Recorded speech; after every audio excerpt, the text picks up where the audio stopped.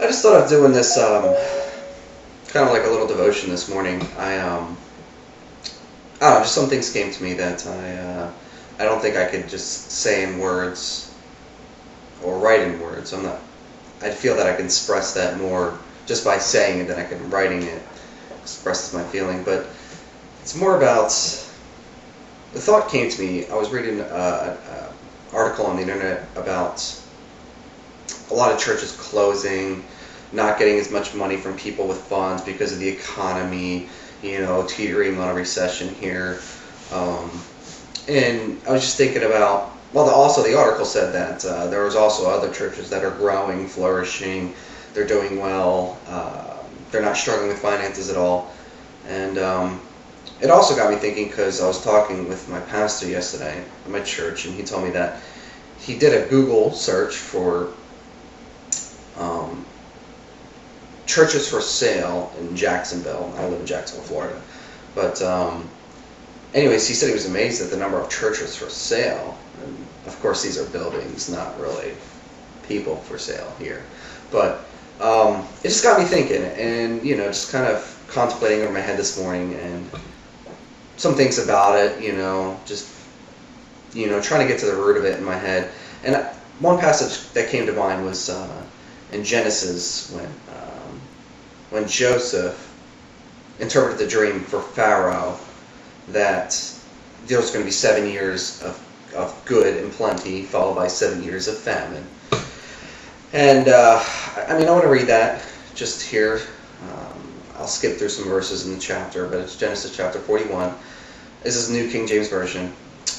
Then it came to pass at the end of 2 full years that Joseph had been in prison, that Pharaoh had a dream, and behold, he stood by the river.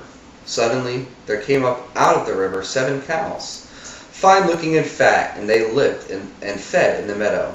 Then behold, 7 other cows came up after them out of the river, ugly and gaunt, and stood by the other cows on the bank of the river. And the ugly and gaunt cows ate up the 7 fine looking and fat cows. So Pharaoh awoke. He slept and dreamed a second time, and suddenly 7 heads of grain came up on one stalk, plump and good. Then behold, 7 thin heads, blighted by the east wind, sprang up after them. And the 7 thin heads devoured the 7 plump and full heads. So Pharaoh awoke, and indeed it was a dream. Now it came to pass in the morning that his spirit was troubled, and he sent and called for all the magicians of Egypt, and all its wise men. And Pharaoh told them his dreams, but there was no one who could interpret them for Pharaoh. That was the end of verse 8. I'm going to skip down to verse 25, when Joseph interprets his dream. Then Joseph said to Pharaoh, the dreams of Pharaoh are one, talking about the cows and the grains. It's one meaning.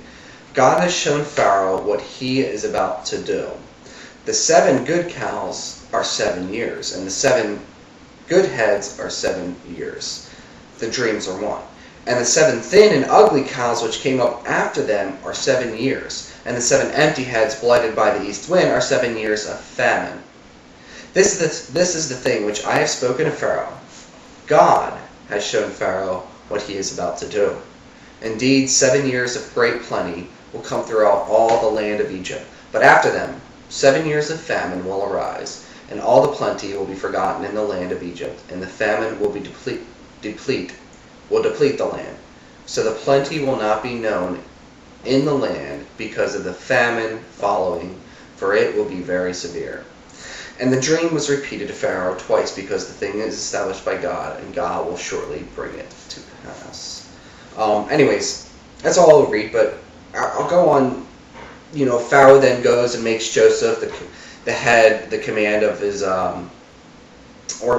Joseph kind of brings up this plan to Pharaoh that we need to save, store up, for the 7 good years that are coming up. We need to take the increase from that, the extra, and store that up for the next 7 years of famine, so obviously there'll be plenty during that time to eat. It just got me thinking, all these churches are closing down, and there's other churches that are plenty. Are the churches that have plenty, are they so busy, so obsessed with themselves, that they don't want to provide for the churches that have need. I guess, I can't put all the blame on them. Are the churches in need asking for help? I don't know, I guess the other thing is, too, is, have we been wise with our money to be in the situation that we are, in debt, with the churches, going down, closing our doors? I don't know. It's something to think about, Joseph had a plan, and he knew that the good years weren't going to last so long. And, I guess the other thing is, too, does the church have a plan in place that, if a famine were to hit, or a recession were to hit, that, we're not going to be in debt up to our ears, that we would have to close our doors if that were to happen? I don't know. I'm just throwing that out there. I was just, something I read in my devotions, just kind of a thought there. Maybe to get some thinking to go. I don't know how much else to divulge into that, but just something to think about.